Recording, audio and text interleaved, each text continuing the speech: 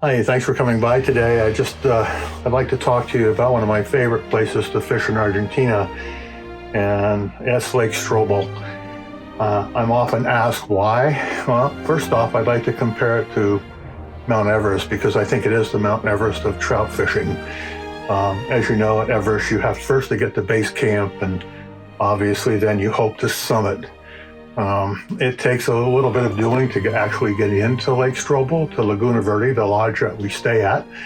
A long ride down Route 40 and then a ride across a road that's a little bit more than four-wheel drive sometimes. But when you finally get to camp, to the lodge itself, it's like getting to base camp.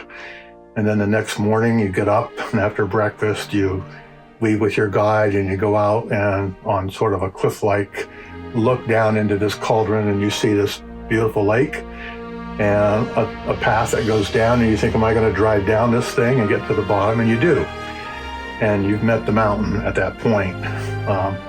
The lake has some of the largest rainbow trout in the world. And these fish are not measured, they're weighed.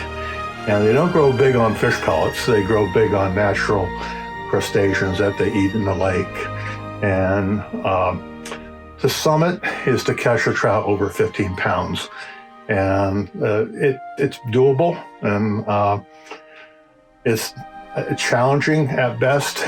You never know what Mother Nature is going to send at you in the way of wind. You don't have to be the greatest caster in the world, but often these fish are taken 20 or 30 feet off the shoreline, but you're often contending with headwinds, side winds, all kinds of things that Mother Nature can throw at you. But if you're up for it, it's certainly something that belongs on your bucket list and one of my favorite places to go. Laguna Verde itself, the lodge, the owners, they just do a fabulous job. The guides are some of the best we've ever used. And I went there maybe 7 or 8 years ago and fell in love with the place, and I've been back every year. So we take groups there.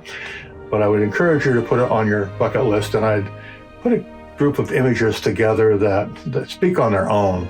So I hope you'll stick around for a little bit and just view them and take a look at them. And I hope one day that you get to hook one of these big rainbows and land it and have the satisfaction and the thrills that I've had.